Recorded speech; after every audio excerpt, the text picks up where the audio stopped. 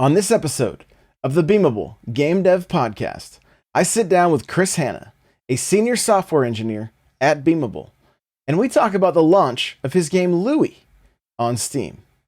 Let's jump into the interview. Chris, how are you doing today?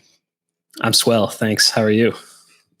I'm doing so great. It is a wonderful Monday, and we get to talk about video games and game dev. So another day in the life. Yeah, exactly.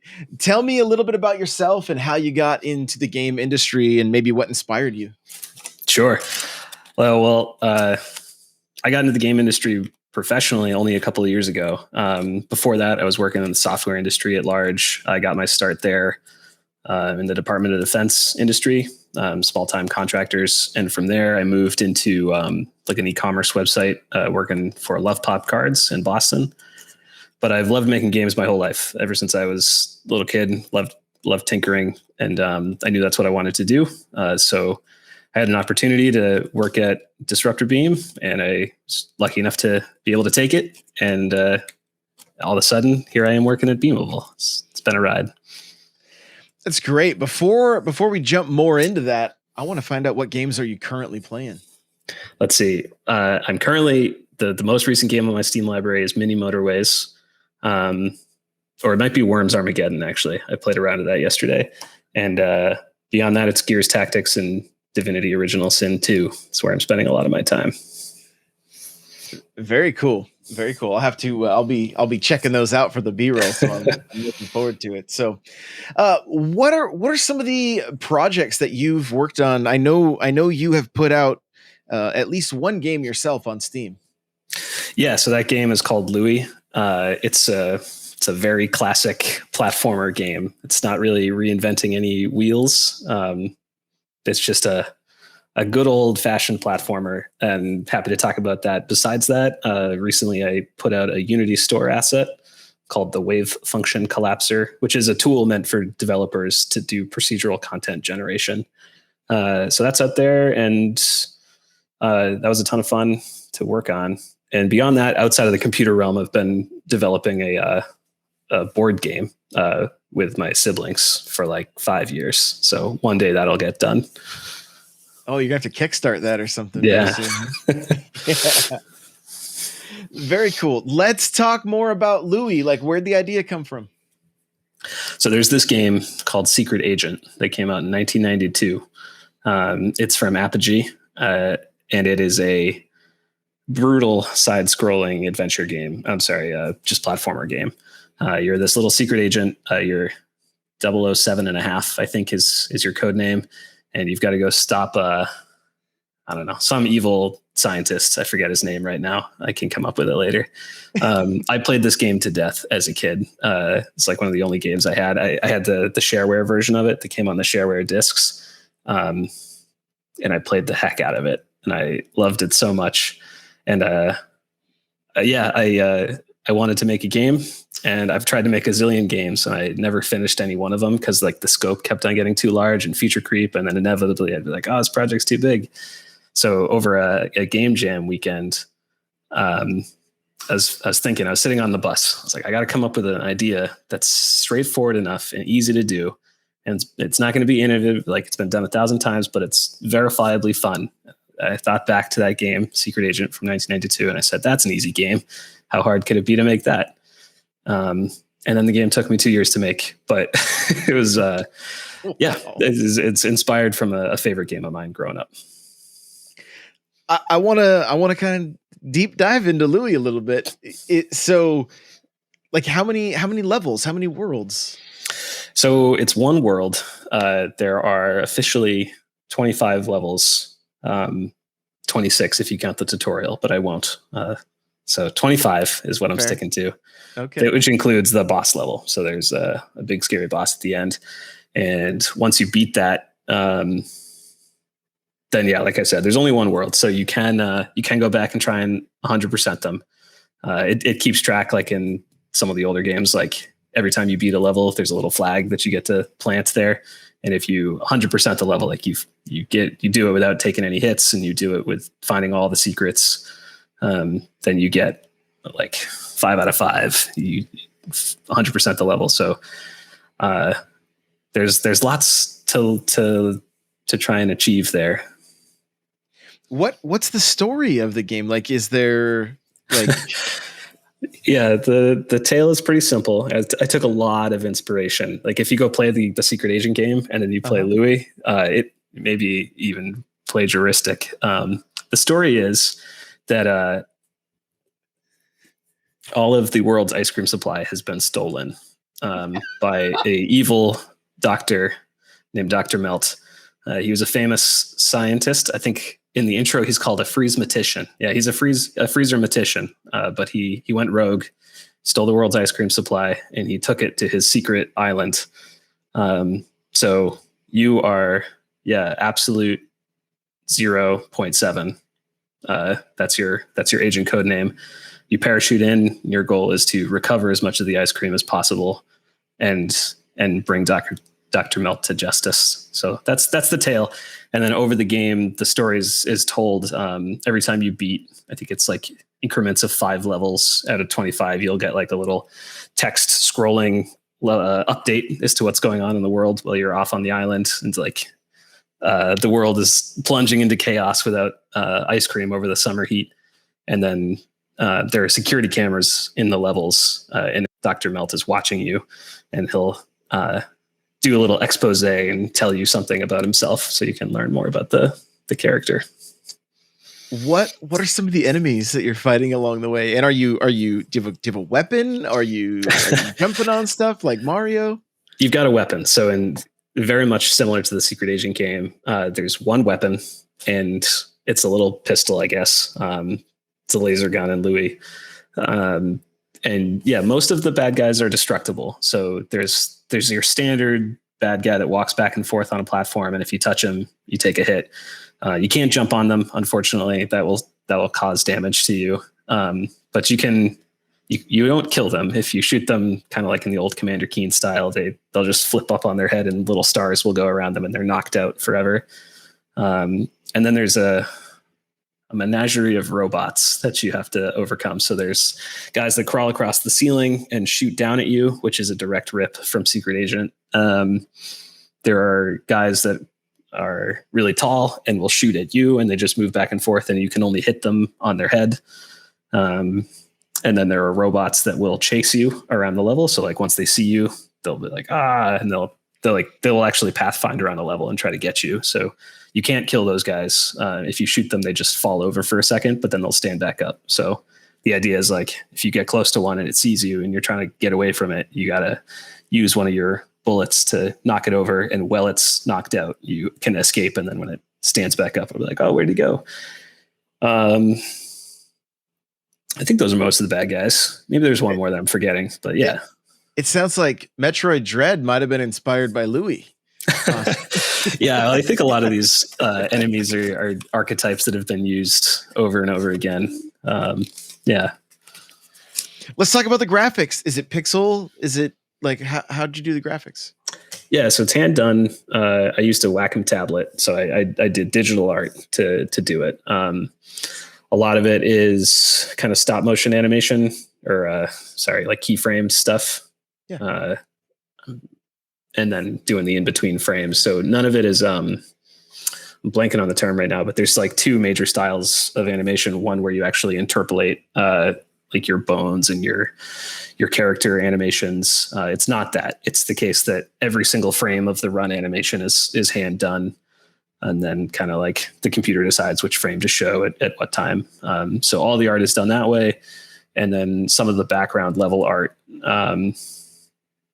I just did with like procedural shader code. So in a lot of the backgrounds, like you're running around in secret labs and stuff. So there's like bricks on the back and stuff. Those are just like coded up with shaders and stuff. That was mostly for my pleasure than anything else. So I wouldn't quite call it pixel, but it's definitely not a high fidelity graphics game. It's got like a toony style to it. It's all hand drawn. Understood. Like similar to like SteamWorld Dig, maybe? Oh shoot, I'm not familiar with that one. Not familiar with that one? Okay. Google it right now. Yeah, you can look it up. Let's talk about the game jam. Because Sure. I've done one game jam. It was a blast, right? Just like you got 48 hours to make a video game. And Yeah. how far did you make it with Louie? I made it pretty far. There's a YouTube video that documents how far I got after the game jam. And it's really interesting to me personally to go and look at that video and compare it to the final product. Because in a lot of ways, it's very similar. Like the graphics get it almost a complete overhaul, except for the main character art never changed throughout the entire process. And at the end of the 48 hours, I had 3 levels that you could play, a couple of bad guy types, not all of the ones I just listed. And very rudimentary graphics compared to the final game. And a lot of the sound design got changed after the demo as well. And you were telling me before we started recording, you did everything yourself except for sound. Yeah. So during the game jam, I was sitting in a room in real life with physical people, and we were all just jamming, working on our own stuff and like shooting over screenshots and getting excited about that. But yeah, I did everything on my own, kind of because that's where it started. Like we were all just running our own projects. So I just carried it out from that. And then a lot of the sound I took from great resources online. There's like Open Game Art, or you can take some cool stuff from, and then just found some others from online sites. That's great. I mean, I love hearing stories like this, right? Where it's like you just hunker down and get it done. And yeah, the hunkering down is the scary bit. It's like, I think that's every game developer's nightmare, is like sticking with a project and finishing it. I know that's mine. Let's talk about that. The moment you hit publish on Steam, like, yeah, how'd that feel? Oh man, euphoric. It's I'm sure a lot of people have a similar experience, that you start a project and you maybe get pretty far with it, but then like life happens, or you get stuck somewhere in the project, and like maybe it's a technical hurdle or a design problem. But I know I've got a graveyard of projects that probably will never see the light of day. So that moment that you actually finish and publish one is so exciting. It like justifies all the hard work that you put into it. And it feels great. I would encourage everyone to stick with it and get one game public at least. So the next question then is, what is the biggest lesson you've learned as a game dev? It's got to be making those tough decisions and cutting things from your game. I think the biggest lesson is just recognizing that feature creep. Like when you're working on your game and you've got that great light bulb idea, and you're like, oh, wouldn't it be great if insert awesome gameplay mechanic here? Some of those are keepers, but I think had to make a lot of cuts and a lot of, I took away a lot from the game just to get it done. Like for example, I would have loved to add a co-op section to the game, or like switch support, or like gone and redesigned the difficulty. But at the end of the day, it was like, this just needs to be done. And just knowing when to make that call, or at least being comfortable making that call. Is there a Louie 2 in the works? No way. Nope. Yeah. Maybe someday maybe someday I'll get to the Switch port. Yeah. Love it. Let's talk about, I mean, one of the questions I like to ask is like, what about the funding for your game? But was there much funding involved, or was it just you just putting in the time? Yeah. The funding, I worked a software engineering job during most of its development. So the only like funding that the game required, was my time. And like I mentioned, some audio assets I paid for. So in that regard, it's just my hard-earned salary going towards funding my time. Sweat equity? Yeah. A lot of late nights doing 2 jobs, I guess. And I'd say on the audio assets, there's a great resource I found called zapsplat.com. I'll send them a shout out because they really helped me out.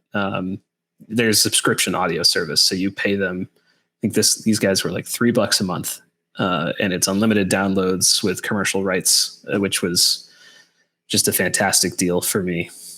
And then you can just discontinue your subscription when your project is done, which I did. So that's cool. Incredible.